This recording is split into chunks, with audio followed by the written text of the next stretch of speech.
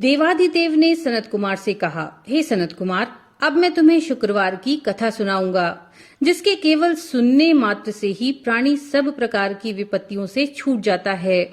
प्राचीन काल में पांडव वंश में उत्पन्न एक सुशील नामक राजा हुआ। वो 64 कलाओं का जानकार, धनुर्विद्या का विशारद था। पुत्र सुख को छोड़कर राजा को सब आनंद प्राप्त था। उसने बहुत प्रयत्न किए, लेकिन उसे पुत्र की प्राप्ति नहीं हुई। राजा सुशील की रानी का नाम सुकेशी था। वो सर्वगुणों से युक्त थी। जब उसके यहाँ बहुत प्रयत्न करने पर भी पुत्र नहीं हुआ तो वो हर समय उदास रहने लगी। वह रानी स्त्री स्वभाव के कारण हर महीने कपड़ों को अपने उदर पर बांधकर पेट की वृद्धि करती थी। इस प्रकार साहस के कारण स्वप्रसूति के अनुसार सुकेशी किसी गर्भिणी को खोजती थी। संयोगवश उसने पुरोहित की पत्नी को देखा। उस समय वे सगर्भा थीं। कपटी रानी ने प्रसव के समय में दाई का कार्य करने वाली एक अन्य स्त्री को इस काम के लिए नियुक्त किया। उस सूतिका को एकांत में बहुत सा धन दिया और अपने गर्भ के अनुकरण की सब बातें कह सुनाई। उधर राजा ने अपनी रानी को गर्भवती जानकर पुंसवन और सीमोन्तनयन के कार्य बड़े प्रसन्न मन से किए। पुरोहित की पत्नी का प्रसव का समय नजदीक आया। ये सुन उस दाई ने अपने वचन का पालन किया। पुरोहित की स्त्री गर्भवती थी, लेकिन प्रसूति की बात जानती नहीं थी। वह दाई का आदेश मानती थी और उसके कहे अनुसार चलती थी। पुरोहित की स्त्री द्वारा वंचना कराने के लिए दाई ने उसकी आंखों पर पट्टी बांध दी और उसके यहाँ उत्पन्न पुत्र एक दासी के द्वारा रानी के पास भेज दिया।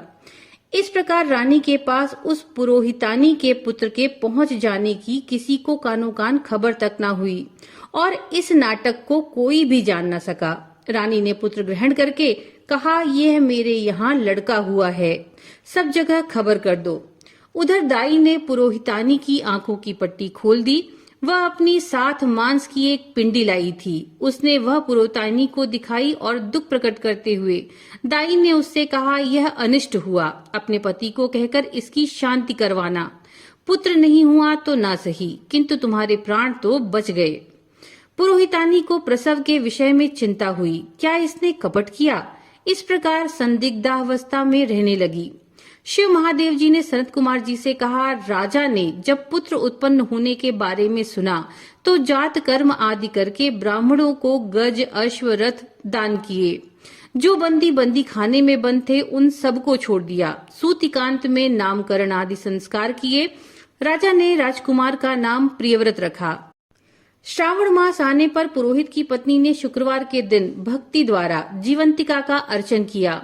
दीवार पर जीवंतिका की मूर्ति अंकित करके पुष्प माला से सुशोभित कर 5 दीपक जलाए। गेहूं के आटे के दीपक पकाकर भोजन करती। भोजन के पश्चात कहती, हे कृपानिधे, जहां पर भी मेरा पुत्र हो उसे सुरक्षित रखना। यूं प्रार्थना करने के पश्चात वह कथा सुनती और यथाविधि व्रत करती।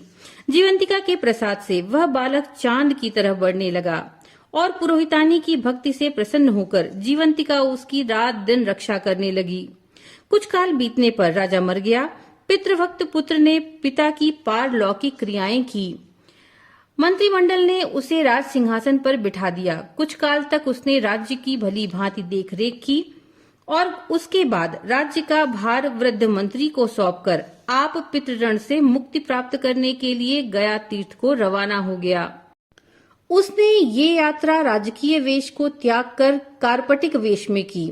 एक दिन वह मार्ग में एक गृहस्थ के यहाँ ठहरा। उस गृहस्थी के एक पुत्र हुआ था।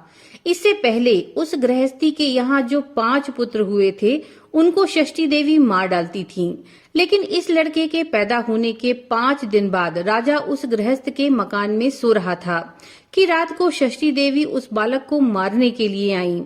इस पर षष्ठी देवी को जीवंतिका ने कहा, हे षष्ठी देवी, इस राजा को लांग कर मत जाना।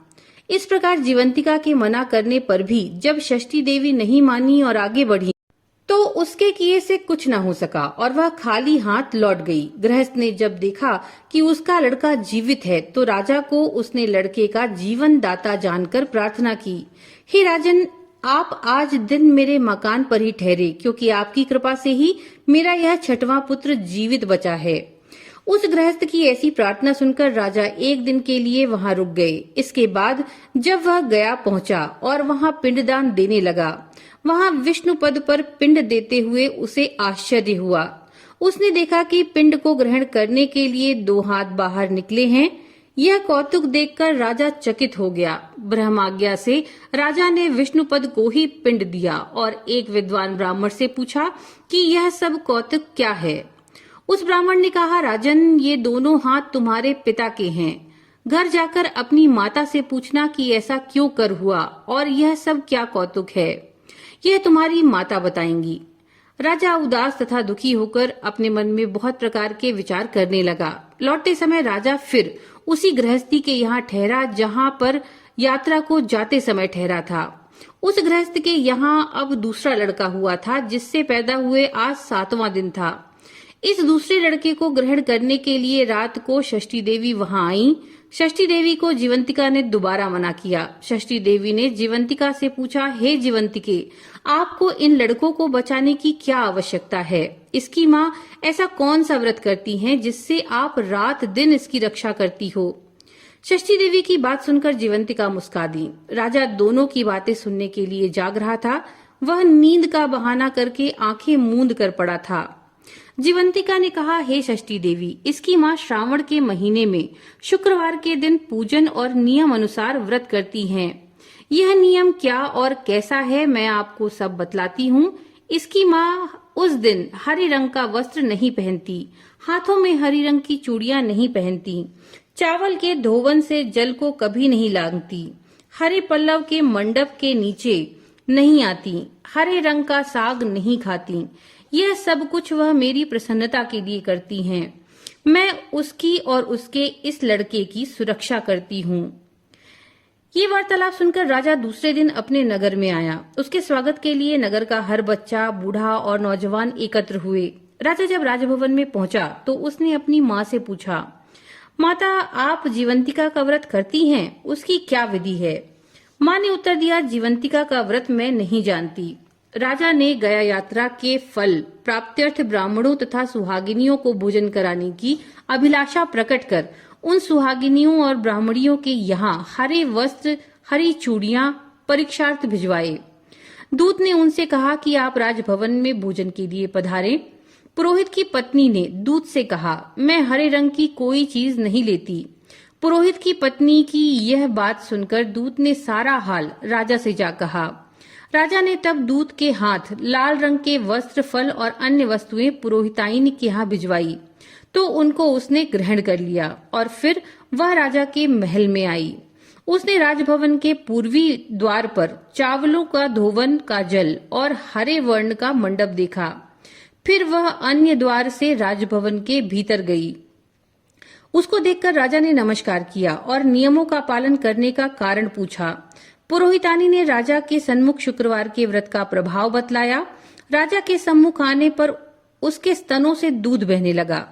वह बहती दुग्ध धारा से राजा भली भांति भींग गया। अब तो गया जी से 2 हाथ निकलने और मार्ग में गृहस्थी के यहाँ देवी से बातचीत और पुरोहितानी के स्तनों से दूध बहने का कारण राजा को पूर्ण विश्वास हो गया कि यही मेरी माँ है। अब राजा अपनी प्रजा का पालन पोषण करने वाली माँ के पास गया और उससे कहा, माँ, तुम डरो नहीं और मुझे मेरे जन्म का सही हाल बताओ। तब सुकेशनी ने उसे सारा हाल निडर होकर सही सही बता दिया। इस पर राजा ने अपनी असली जन्मदाता माता पिता के चरणों में नमस्कार किया और उनको बहुत सारा धन देकर माला माल कर दिया।